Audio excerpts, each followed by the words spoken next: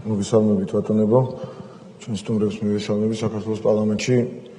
ბევრჯერ თქვით მწუხარების გაზიარების სიტყვები, მაგრამ არ არსებობს სიტყვა, რომელიც იმ ტრაგედიასთან დაკავშირებით რამეს შეარბილებს და შეამსუბუქებს, თუმცა ჩვენ მაინც ვალდებულები ვართ, რომ მივუსამძიმროთ კიდევ ერთხელ და რა თქმა უნდა, ბიჭებს, რომლებმაც გმირულად იშრომეს დღეების და თვის განმავლობაში და დღესაც გრძელდება იქ სამუშაოები, დიდი მადლობა მინდა გადაუხადო.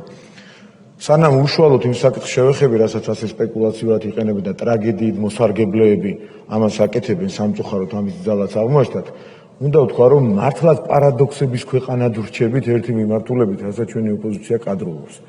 მაგალითად, აი რამდენიმე წინადადებას ვიტყვი და წარმოუდგენლობის ხარისხი განსაზღვროს საზოგადოებამ, ჩვენ ყველამ ერთად.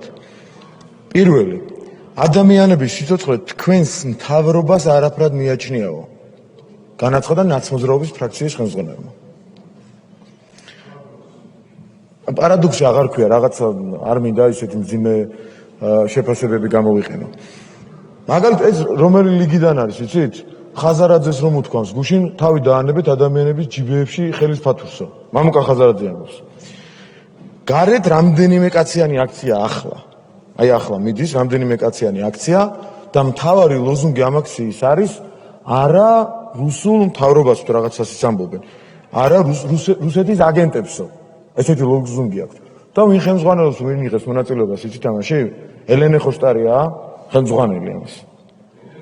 აგენტებს ებრძვის რუსეთის. შემდეგი ბატონმა ვაშაძემ განაცხადა, ვინმე ჩასულიყო, ვინმე იქ ჩასულიყო. ან პრემიერი, ან სხვა ვინმეო, ან მედიცინის სფეროს წარმომადგენლებიო. კარგად გარუჯულმა ვაშაძემ განაცხადა იმ ხანად, რომელსაც ფეხი არ ჩაუდგამს.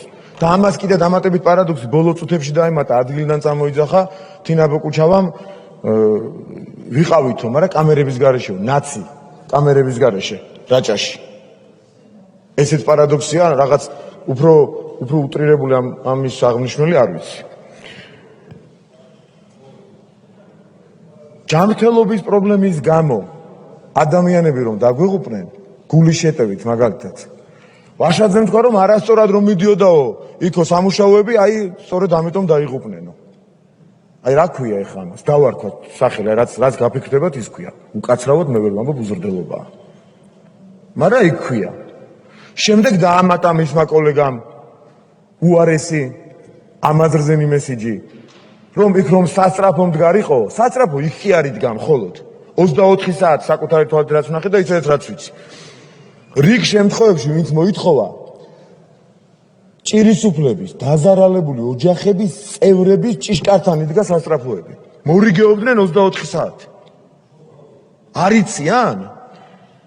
იციან, მაგრამ ასე ლაპარაკობენ. ამის იქით რაღა უნდა იკადრონ, ამის იქით ნაკადრები აქვს, თორსა ფიზიკურად შეეძლოთ. ეხლა ფსიქოლოგიური ტერორის ეს ფორმა აქვს არჩეული. მოკლედ, ბევრი ვარ გავაგრძელო ამ მიმართულებით. ნერგავენ ტრენდს რაღაცას, ტრაგედიას იყენებენ, სარგებლობენ ამ ტრაგედიით, ამ ტრაგედიიდან გამოწვეული პიარ კამპანიის სათავეებში არიან, ამას კადრულობენ ამ ყველაფერს. და საბოლოო ჯამში სად მიდიან, იცით? მაინც იქ მიდიან, აქ გახსოვთ ერთი მესიჯი რომ შემოაპარეს, იქაც რაღაცაში ჩააკვეხეს, მაშინ რუსული, სიტყვა რუსული. აი ტრაგედიაში ჩააკვეხეს, ასეო რომელიღაცა რუსეთის სადღაც მოიქცნენ, რაღაც ამბობდნენ საოცრებას. აქაც კი მოახერხეს. და ბოლოს, აი პარადოქსების ნაწილი რომ ამით დავამთავრო. ანუ ვინც ვიზა ლიბერალიზაცია ამ ქვეყანაში, ასოცირების ხელშეკრულება, დემოკრატია, ეს ყველაფერი ვინც უზრუნველყო. ესენი რუსები არიან, ამათი ლოგიკით.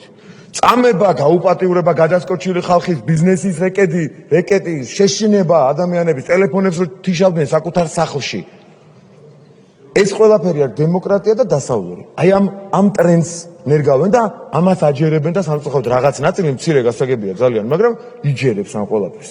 აი ეს არის მათი მიზანი, მაგრამ ეს მიზანი ვერ აღსრულდება, ქართული საზოგადოება მას ვერ მიიღებს. ეხლა რაც შეეხება უშუალოდ ბევრი როარ გამიგრძელდეს იმას, რაზეც ვლაპარაკობ, დღეს ვისვისად შევიკრიბეთ.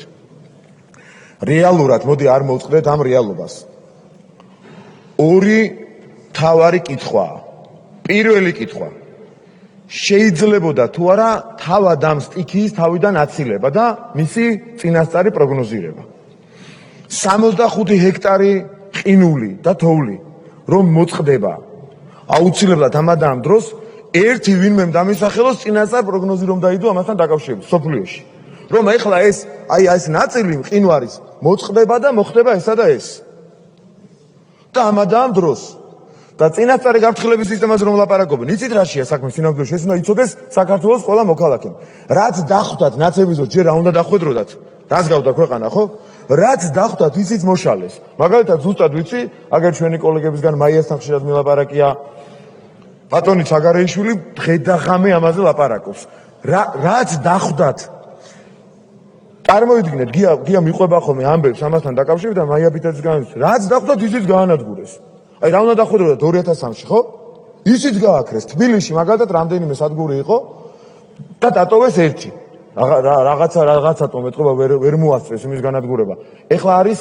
5 თუ 6 თუ არ ვწდები ხო 6 კი ბატონო და წინასწარი გაფრთხილების სისტემა არის მთელი ჯაჭვი ამ სისტემაში ბევრი რაღაც მათ შორის ერთ-ერთი კომპონენტია მაგალითად მეც გავნაცვლდი ამ საკითხს საერთოდ წარმოდგენა არ მქონდა წყალმზომები სადაც იმ წყალმზომზე თუ დაფიქსირდება კლება ან მატება შემდეგ სხვა ანალიზი ჭირდება და ამ შემდეგ ეს რომ არ დაფიქსირებულა შეუძლებელია უკვე მეცნიერულად პრაქტიკულად დასტურდება რომ შეუძლებელი იყო ამის პროგნოზირება ვერანაირი წინასწარი გაფრთხილების სისტემა ვერ იმუშავებდა ერთი ეს საკითხი დახურულია წარმოუდგენელია რაც ვერ სათხდება სოფლიოში საქართველოში ვერ მოხდება და ამას ითხოვენ თვითონ გაანადგურეს თან რაც ხდება სხვაგან რის პროგნოზირება იმის პროგნოზირებაც კი შეუძლებელი იყო იმ დროში თქვათ რაღაცა რომ აღგედგინა ეხლა მიდის ამისი აღდგენა ამის დანგრეულის აშენებას მოუდნენ და წინ წასვლას ჩვენი ხელისუფლების იმ რგოლის წარმომადგენლები რომელიც ამაზე მუშაობენ ახლა მიდის ამისი დახვეწა და იდეალურამდე ალბათ ცოტა რთულია მისვლა მაგრამ რაღაცა სახის სრულყოფა და მეორე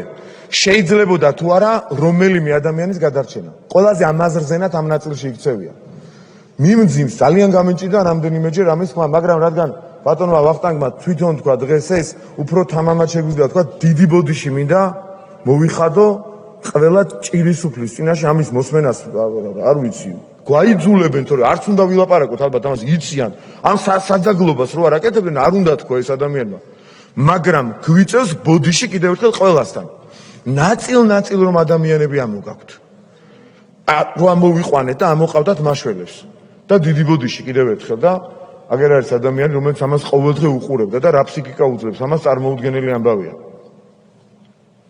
ნაწილ ფრაგმენტებად რომ ადამიანები ამოყავდათ მაშველებს 2-3 საათის განმავლობაში მათი გადარჩენა შეიძლებოდაო ადამიანი რო გეტყვის იმ ადამიანს რა ქვია უბრალოდ აი აქ რა უნდა დაარქვა აქაც არ ვიცი როცა ყველა ლოგიკა თეორიული პრაქტიკული გეუბნება რომ წუთებში 2-3 წუთში 5 წუთში ყველაფერი დამთავრებული იყო საუბედუროთ იქ და 2-3 საათში ვიღაცა უნდა გადაგერჩინათო ამას ქვია იმ დონის მავნებლობა და იმ დონის ფსიქოლოგიური ტერორი მანიპულაცია სპეკულაცია ყველაფერი უბედურება რომ არ უნდა აკადროს საკუთარ თავს არ უნდა აკადროს საზოგადოებას უბრალოდ სულ რომ სუბიექტური მიზნიდან გამოვიდეს შენ თავს იმიტომ არ უნდა აკადრო რომ გამხელენ ვიღაცა იტყვის იძულებული გახდება ეს თქვას ფრაგმენტებად ამოყვანილ ადამიანებს და ცხედრებზე რომ ილაპარაკო 2-3 საათში ხო შეიძლება და მისი გადარჩენა ამას როგორ კადრულობენ ადამიანურობის რაღაცა დონე ხო შეიძლება რომ ვიღაცა შერჩენილი ქონდეს